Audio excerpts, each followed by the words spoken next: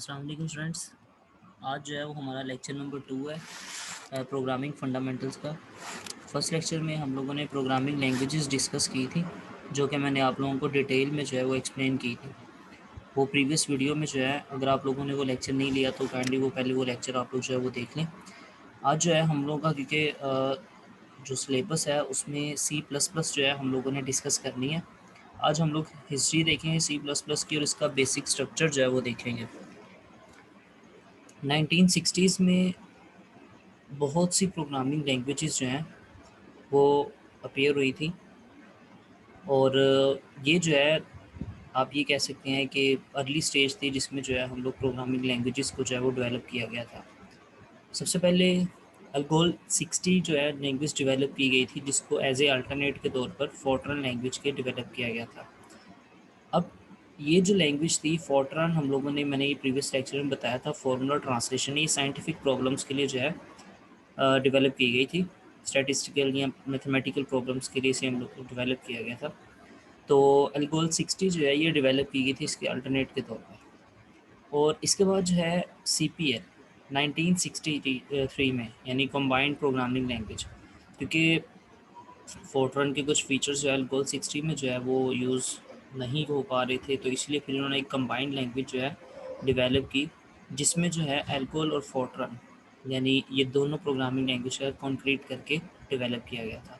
लेकिन इसको क्योंकि बहुत डिफ़िकल्ट था लर्न करना, फोर्ट्रन भी थी और एल्गोल भी जो है आपको याद करनी पड़ी थी, तो मार्टिन रिचर्ड्स जो है इसने फिर डेवलप किया था बेसिक कंबाइंड प्रोग्रामिंग लैंग्वेज 1967 में, जो कि आप कह सकते हैं कि मॉडिफिकेशन थी, सिंप्लीफिकेशन थी सीपीएल की।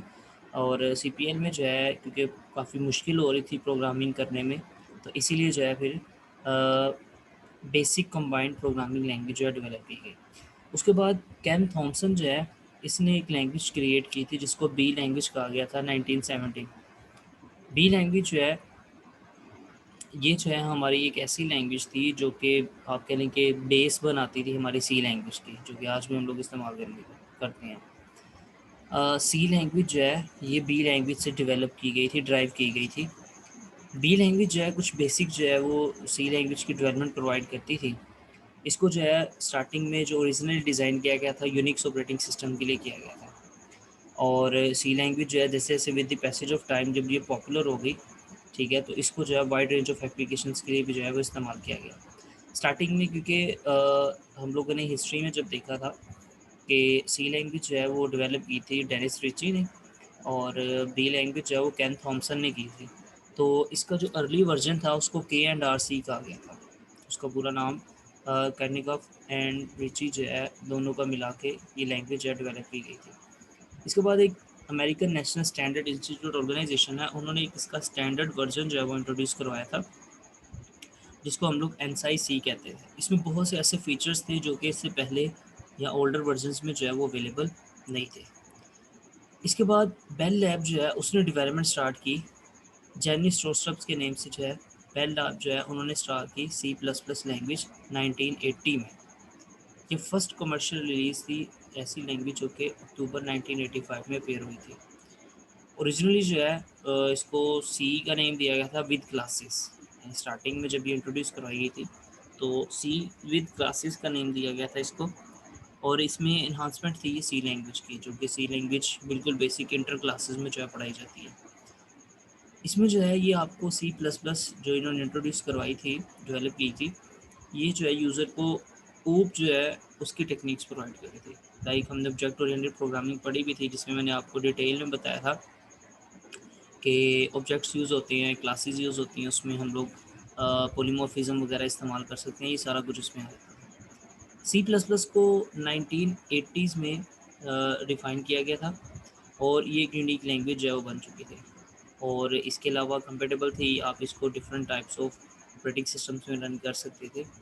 एनसाई कमेटी जो है जिसको X3J16 जो है कहा गया था, इन्होंने डेवलप किया था एक स्टैंडर्ड सी प्लस प्लस के लिए 1990 में, और इसके बाद 1998 में ISO, ठीक है, और इसके बाद एनसाई, इन्होंने सी प्लस प्लस का अप्रूव किया इस वर्जन को, और ये स्टैंडर्ड वर्जन जो है मोस्टली कंपाइलर जो है आजकल यही प्रोग्राम्स में इस्तेमाल कर रहे हैं। ये लैंग्वेज जो है आपकी पॉपुलर हुई with the passage of time, और अब जो है आजकल इसको प्रेफर किया जा रहा है प्रोफेशनल एप्लीकेशंस बनाने के लिए। इसके कुछ फीचर्स हैं सी प्लस प्लस के। सबसे पहले तो ये कन्वीनियंट लैंग्वेज है। अब पहली चीज़ तो ये कह लें कि इतनी आसानी आपको प्रोवाइड की जाती है इस लैंग्वेज में। इसमें आपको different types of features provide किए जाएंगे जिससे आप कॉम्प्लेक्स प्रोग्राम को इजीली जो है कर लेंगे understand as compare to low level language. That's why इसको हम लोग जो है कन्वीनियंट लैंग्वेज जो है वो कहते हैं। वेल स्ट्रक्चर्ड है। इसका सेंटेक्स अंडरस्टैंड करना बहुत आसान है। हर प्रोग्रामिंग लैंग्वेज का अपना एक स्पेसिफिक सेंटेक्स होता है। अगर आप उस सेंटेक्स की वायलेशन करेंगे तो आप वो ग्रामेटिकल रूल्स की वायलेशन करेंगे, सेंटेक्स के अगेंस्ट जाएंगे, तो वो जो है आपका एरर अकर हो जाएगा, जिसको सेंटेक्स एरर भी कहते हैं। ये भी हम लोगों ने लास्ट क्लास में डिस्कस किया था। सी प्लस प्लस जो है वेल स्ट्रक्चर्ड लैंग्वेज है। इसका सेंटेक्स बहुत ईजी है। ठीक है, अभी हम लोग आगे चलेंगे तो आगे जाके मैं इसका आपको जनरल स्ट्रक्चर बताऊंगा। इतना ईजी है कि आप इजीली जो है कहेंगे कि इतना आसान है। केस सेंसिटिव, इसका मतलब ये है कि ये आपको अपर केस और लोअर केस में दोनों में डिफरेंस बताएगी। लाइक जितने भी कीवर्ड्स जो हैं वो इस्तेमाल होते हैं वो लोअर केस में होते हैं। इससे क्या होता है कि आप अपना सोर्स कोड जो होता है हम लोग उसको कहते हैं वो ईजियर टू मेंटेन हो जाता है। लाइक ए है अगर कैपिटल, उसका मीनिंग और हो जाएगा, स्मॉल ए है उसका मीनिंग कुछ और हो जाएगा। तो इसको जो है हम लोग केस सेंसिटिविटी कहते हैं। फोर्थ है मशीन इंडिपेंडेंस। जैसे कि मैंने ऊपर ही बता दिया कि हम लोग एक कोड जो है वो डिफरेंट टाइप्स ऑफ मशीन्स के ऊपर रन कर सकते हैं। फॉर एग्जांपल उसने यहाँ पे कहा हुआ है कि सी प्लस प्लस जो है वो कोड हम लोग इंटेल प्रोसेसर पे भी कर सकते हैं एंड मोटरोला प्रोसेसर्स पे भी कर सकते हैं। थोड़ी सी मॉडिफिकेशन जो है वो आपको जैसे उसमें करनी पड़ेगी। इसीलिए जो है वो कह रहे हैं सी प्लस प्लस जो है इसको प्रेफर किया जाता है रैदर देन मशीन लैंग्वेज। उसके बाद है ऑब्जेक्ट ओरिएंटेड, जो कि हम लोग काफ़ी डिटेल में लास्ट टाइम डिस्कस कर चुके थे। प्रोग्राम्स जो है इसमें ऑब्जेक्ट्स की बेस पे जो है वो बनाए जाते हैं। वो ऑब्जेक्ट क्या था, वो कह रहे कलेक्शन ऑफ डाटा या फंक्शंस होते हैं। कोई भी पर्सन, प्लेस या थिंग रियल वर्ल्ड में जो होते हैं उनसे रिलेटेड जब हम लोग कोई भी डाटा या इंफॉर्मेशन स्टोर करते हैं उसको जो है हम लोग ऑब्जेक्ट्स जो है वो कंसिडर करते हैं। अब ये करने के बाद फिर एक मॉड्यूलर प्रोग्रामिंग किया गया। मॉड्यूलर हम लोग कहते हैं कि एक प्रोग्राम को मॉड्यूल्स, छोटे छोटे पार्ट्स में जो है वो डिवाइड कर दिया गया था। ठीक है, इससे ये आसानी होगी कि आप एरर डिटेक्शन जो है वो इजीली कर सकते हैं और उन मॉड्यूल्स को जो है वो आप रीयूजेबिलिटी भी कर सकते हैं। ये भी एक फीचर प्रोवाइड किया गया था। इसके बाद स्टैंडर्ड लाइब्रेरीज थी। लाइब्रेरी फंक्शन डिफरेंट जो है हम लोग इसमें इस्तेमाल करेंगे। ठीक है, सी प्लस प्लस जो है वो एक set of functions, constant, classes, objects जो है वो प्रोवाइड करती है। बेसिक फंक्शनैलिटी ऑपरेटिंग सिस्टम के साथ इंटरेक्ट करने के लिए यही जो आपकी लाइब्रेरी फाइल्स होंगी, लाइब्रेरी फंक्शंस होंगे, वही करेंगे। ये जो लाइब्रेरीज होती हैं इनको हम लोग रीयूज़ भी कर सकते हैं। ठीक है, for example S T D I O है, या इसमें तो हम लोगों ने आई ओ स्ट्रीम पढ़नी है इनपुट आउटपुट के लिए, सी इन सी आउट। अगर आप स्टार्टिंग में आई ओ स्ट्रीम नहीं लिखेंगे तो नीचे जाके आप उन्हें इस्तेमाल नहीं कर सकते। तो इसलिए काफ़ी ज़्यादा जो है वो आपको फैसिलिटी प्रोवाइड की गई है। इसके बाद हार्डवेयर कंट्रोल के नेम से प्रोग्रामर जो है एक एफिशिएंट प्रोग्राम लिख सकता है किसी भी हार्डवेयर कंपोनेंट को कंट्रोल करने के लिए। मैंने लास्ट टाइम बोला था कि सी प्लस प्लस या सी जो है ये आपकी system programs as well as application programs बनाने के लिए भी हम लोग यूज़ करते हैं। तो इसको हम लोग हार्डवेयर को भी कंट्रोल कर सकते हैं। ब्रेविटी, पहली चीज़ तो ये कि एक बहुत स्मॉल लैंग्वेज है। ठीक है, स्मॉल नंबर ऑफ़ कीवर्ड्स हैं इस प्रोग्रामिंग में, और वही स्मॉल नंबर ऑफ़ कीवर्ड्स बहुत पावरफुल जो है वो डेवलपमेंट में इस्तेमाल किए जा सकते हैं। ठीक है, अभी हम लोग आगे कुछ देखेंगे भी आपके लाइक हम लोगों ने इफ़ यूज़ करना है तो इफ़ से हम लोग कंडीशन कंपेयर कर लेंगे, लूप इस्तेमाल करेंगे, यानी छोटे छोटे कोड लिखेंगे, छोटे छोटे कीवर्ड्स इस्तेमाल करेंगे। उसके साथ जो है हम लोग large amount of calculation perform कर सकते हैं, लार्ज अमाउंट ऑफ प्रोग्रामिंग जो है वो कर सकते हैं। इसके बाद स्पीड है। यहाँ पर जो उसने बताया है कि सी प्लस प्लस का जो कंपाइलर बहुत फास्ट है। लाइक हम लोग डेव सी प्लस प्लस इस्तेमाल करेंगे, विद इन सेकेंड्स जो है वो आपकी प्रोग्राम को कंपाइल करके उसको एग्जीक्यूट करके आपको आउटपुट दिखा देगा। पॉपुलर प्रोग्रामिंग है, लाइक आजकल वाइडली यूज हो रही है आजकल।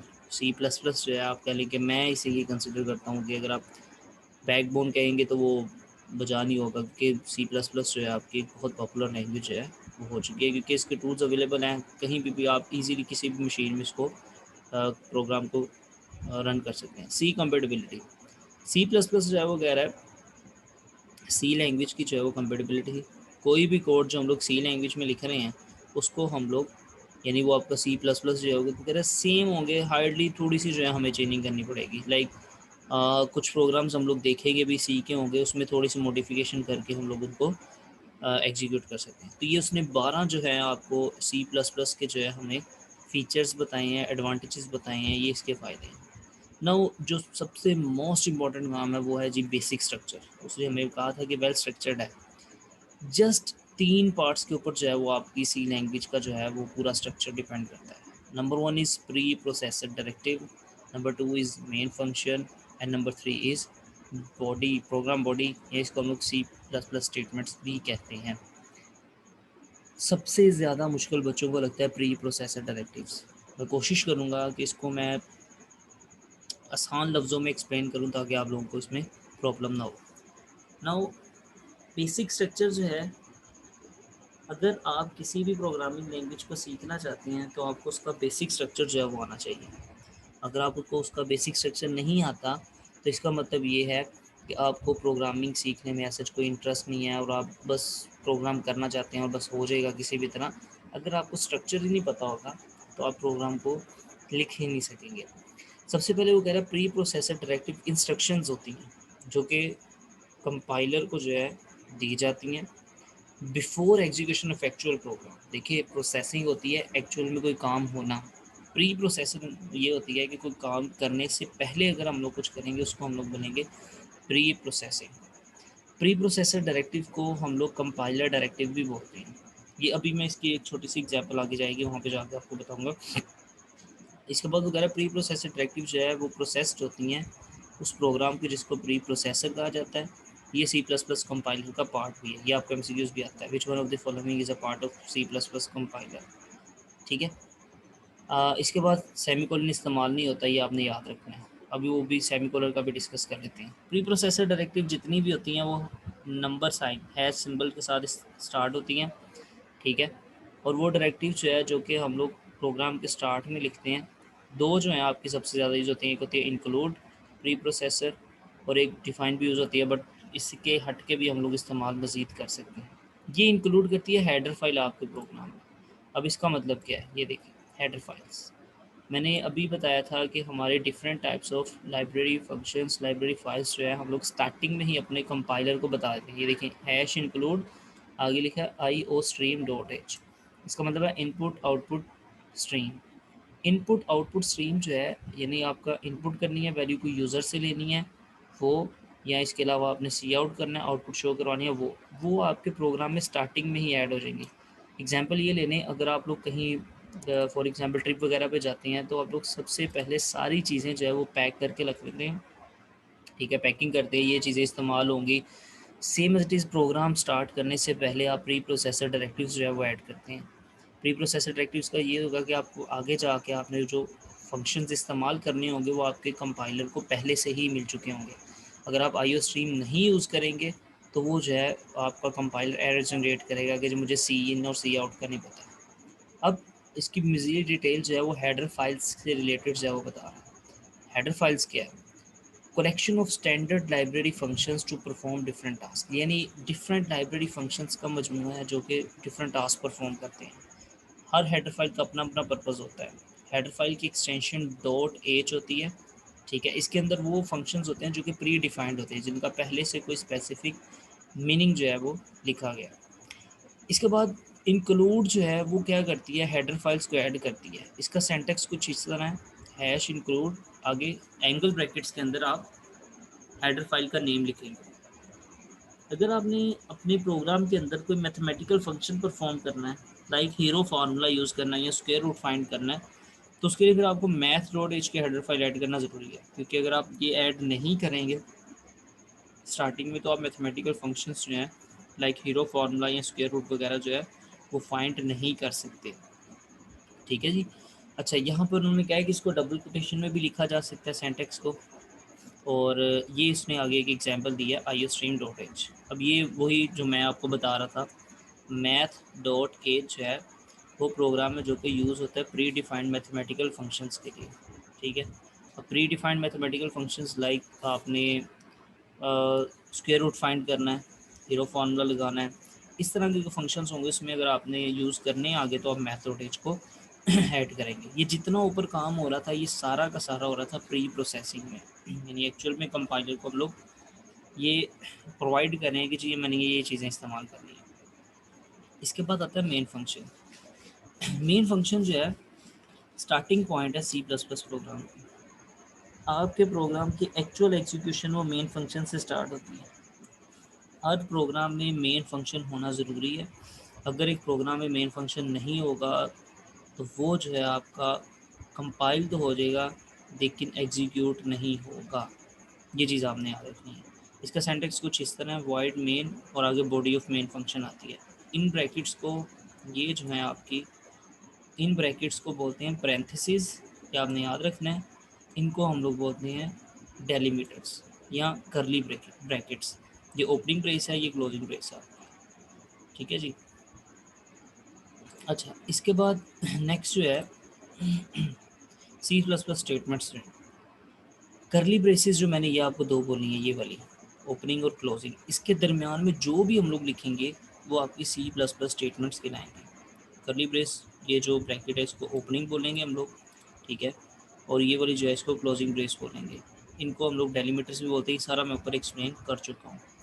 सी प्लस प्लस स्टेटमेंट्स जो है वो कह रहा है कुछ इंस्ट्रक्शंस होती हैं जो कि कंप्यूटर को स्पेसिफिक टास्क परफॉर्म करने के लिए कहती हैं, ठीक है, लाइक दो नंबर्स को ऐड कर दें, इनपुट ले लें, आउटपुट ले डिस्प्ले करवा दें, तो इनमें instructions one by one execute होती हैं। ये एक पूरी एग्जांपल उसने दिखा दी है जी, जिसमें ये आपको दिखा रहा है कि बेसिक स्ट्रक्चर बस इतना सा प्रोग्राम एक दिखाया है। ये है जी प्री प्रोसेसर डायरेक्टिव, ये है जी मेन फंक्शन, और थर्ड पे जो है आपकी ये जो डेलीमीटर्स के अंदर है, इसको अंदर है, इसको प्रोग्राम बॉडी भी कहते हैं और इसको सी प्लस प्लस इंस्ट्रक्शंस भी कहा जाता है।